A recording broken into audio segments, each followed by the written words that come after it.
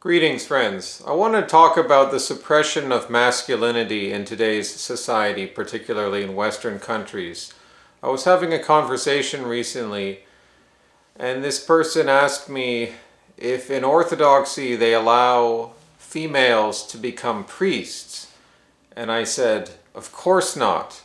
And the person I was talking with reacted sort of with a frown, like you should automatically assume that any position that a man has done traditionally should be opened up for women. That's just automatically a good thing, apparently, which just sounds crazy to me.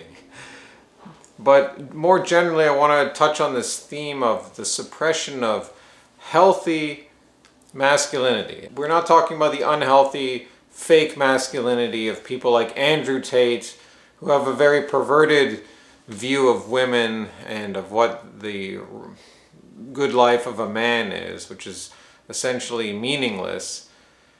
And the true masculinity is a bit more, much more fulfilling than any of those people could ever imagine.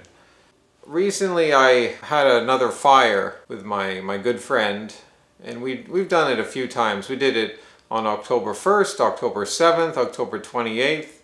Those were all Saturdays. There's a forest around here that we go to where no one else is going to go in there at night. Well, not most people. And we gather some wood. Sometimes we bring our own firewood. Last time we brought our own, but you might gather some kindling. And you have a fire there, and it's fun. And sometimes we cook dinner over the fire. And it's fun to do something like that out at night and stay warm by your own means and use your own resources and have attention to detail to make it work and to do something that our ancestors did for generation after countless generation. It's very fulfilling. You should try it sometimes. Now, of course, you live in a big city. It's difficult, but if you want to do these things, you can find a way to make it happen. The thing is, most people aren't going to do that because masculinity is suppressed. Part of that's just from living in an urban environment. Big cities tend to discourage masculinity because you have a lack of space. And men, to be healthy in their full masculine expression, need a certain amount of space. Now, this has been a thing that has been around in history. There's always been cities, there's always been overcrowding.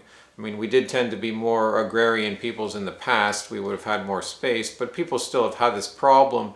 So it's not something that's ever going to be solved totally, but it is something to keep in mind that in an extremely dense urban environment, we have a situation of over-regulation, overabundance of rules, and this is like actual legal rules of transport and how to behave in public and retail and all, but also the social element of regulation, of the internal element of raising a kid in daycare in this urban environment, never having any connection to the soil, not having much understanding of family history, not having much understanding of how to make friends or what boys should do, what is the good activity for boys, because the males are raised mostly by females. If they're lucky, they get raised by two parents, and the father is at least hopefully doing his role as a father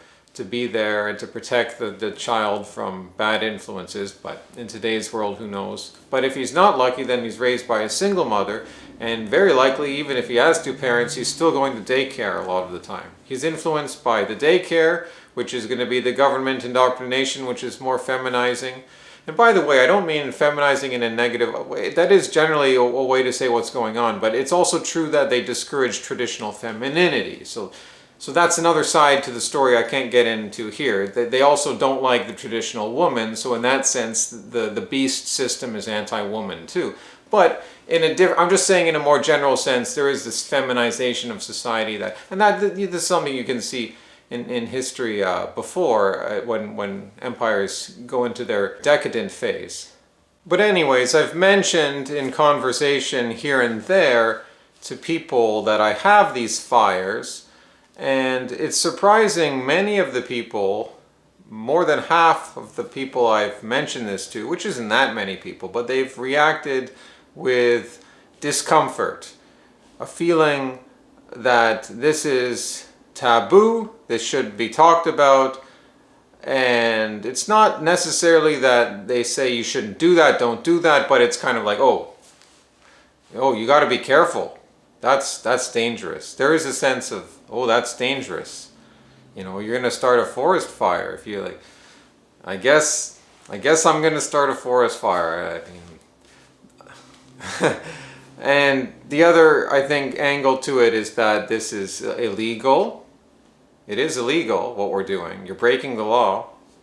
And the third angle to this is that you're hurting nature, you're hurting conservation efforts, you're hurting the forests by taking away the wood that would go into the soil and replenish the soil. Now we use dead wood, we don't try to kill living trees. However, I could concede that yes, we are removing something from the nutrient cycling process to some small degree, but frankly I just don't care about that. I think that's stupid. If you're going to live that skewed in your mind about how you react to the environment, I mean, some things are beyond control anyways. Sometimes the commons, you just know the commons is going to get messed up. I mean, I'm not saying that's what's going to happen in Toronto's river valleys. I mean, there's a reason that we don't build there because they flood, so there's always going to be vegetation down there. But anyways, so that's kind of the angle that people have on this. Not everyone, I mean, but it's kind of like, oh, it's like, oh, you're being a man. That's not good. That's dangerous. You shouldn't be a man. And in school, they might want you to do it a little snip, because that's even easier. Then we've just got it suppressed, locked in for life, which is sad. And I think the reaction to doing simple masculine things, just going out into the outdoors and flaunting a few stupid rules, is really ridiculous. It's sad, because what could be more healthy than for a man to go out with his friends into the outdoors and undertake something and have something fun with attention to detail. Being a man means thriving on the outside, away from the domestic sphere. On the margins, you might say, exploring, undertaking challenges, working, gaining knowledge, testing himself, and most importantly, having fun. And really, this is what it all comes down to, is the whole suppression of masculinity, you might say, is that men have fun and other people hate them for it. But of course, it's a bit more complicated than that. But that's one... Like, in a nutshell, that's really what happens. The men go out, they experience, they live, they have adventures, they come back to the village, and they're chastised by the women, by certain elders that don't like them, by other men that aren't masculine, and by other people who are not fully mature. Now, of course, I don't mean to paint all of those categories with that anti-male attitude. That's a bit of a simplification. But this is a sort of a general pattern that's always played out. And maybe it happens within your own family relations. Maybe it happens on a wider scale. Today, men are taught to be dependent, not independent like healthy men would be. We're over-regulated. We're suppressed emotionally. Not that overexpression of emotion is good. That's not proper masculine, to be overly emotional. But certain masculine expressions of justified aggression, not all aggression is good, but justified aggression, certain of the martial prowess spirit of a man is going to be snuffed out if he's not brought up in the proper context. And then he's not going to have the faculties to take other opportunities in life and to take initiative and to exercise agency, which is another thing about being a healthy man, is exercising some amount of agency out in the world. You can see this in terms of who's more willing to cross the road when there's no traffic. The man The healthy man is going to look around, he's going to see there's no cars coming. If it says don't walk, you can still walk, you can cross the road. Now, I'm not advocating people to break rules, and I'm not saying that being a man is about breaking rules. That's not true. Being a man is not about being a rebel. That's a stupid teenage thing. But being a healthy man is about knowing when you can supersede the rules for the spirit of the rules. So yes, you can break the rules sometimes, but it's about the bigger picture. It's not about being selfish. It's about, okay, what's going on in this moment? What's the chief goal that I'm working towards here too? Is it common sense, or is it just some stupid adherence to a rule for the rule's sake? No, in some cases you do what makes sense. And that is going to serve the man, because he would, if he had to be in the traditional setting, actually protecting, actually having to deal with physical threats, whether it's animals or other tribes people, he's going to need that mindset to take initiative and use his agency and think. And you can't be constantly regulated by, oh, what would the village say if I did this or if I did that? So no, please understand the nuance in what I'm saying. It's not one or the other. It's not going against the village and being a man, but it's knowing when to transcend the rules and when to obey the rules. Because part of being a man is ultimately being submissive to God. The whole thing about nature, as I said, is kind of silly if the men are, destroying nature, but they're blamed for everything, especially white men. They're blamed for killing the planet. They're blamed for, oppressing every other group of people in the world. The thing is, we actually enjoy nature more than the other people, because we like to be out in nature. It's healthy. It's a healthy aspect of being a man, is to want to be outside in the fresh air. Transporting yourself, whether it's driving or biking or even some other on the ocean or whatever it is, having fun outdoors, enjoying nature, and then they want to tell you that you're hurting nature. We love nature. What man doesn't love nature?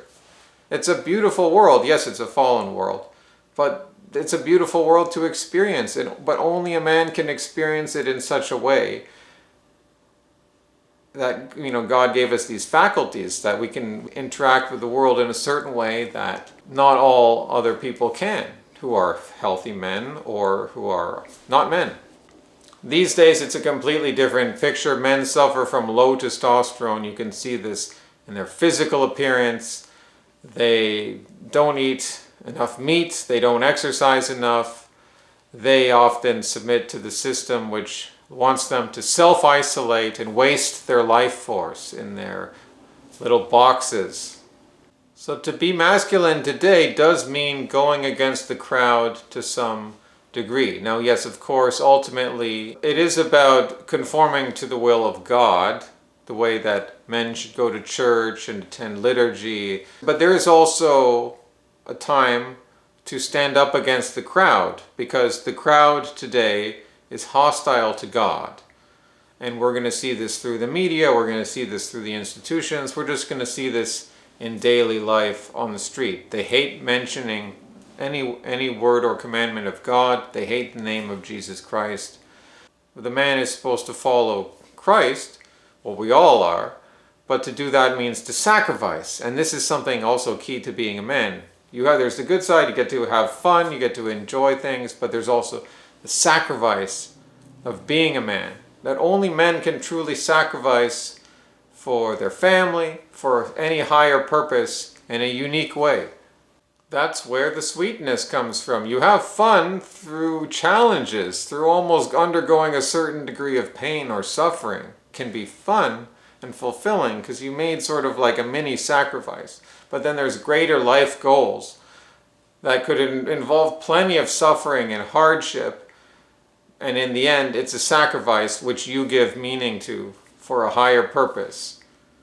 And also, it often involves a bond of friendship with your fellow brothers. Your fellow brothers who are healthy men like you, who should be. And if they're not, then you can help them along with care. Imagine two women going out into a forest at night and like having a fire and like alone, yeah, I'm sure there's some women who might do that in certain cases, but it would strike us as odd. It would be like, what are they, that's not safe. That's not safe for women. They should be somewhere safe, protected in the domestic sphere. But the men sometimes can go outside, and for them it's different. And imagine that bond, like you're having conversation and you're having the fire at night. I mean, that sort of friendship, I could only imagine that being between two men. I couldn't imagine that being between two children, between two feminine men, between two women. I mean, I'm just speaking generally. I'm not saying in every case. And this is what they suppress today. Because in the man is the true bond of friendship in its full expression. So there's so much about being a man that we can't even begin to imagine that we've lost, but can be rekindled if we can begin to wake up and disconnect from all of this toxic indoctrination. But it's not just the indoctrination, it is in the hearts of many people we know and who we live with and who are friends and family. And we don't want to hate these people, but we have to wake up within ourselves not to let them get us down, not to let them in any way discourage us from being healthy masculine men. Hasta luego, amigos.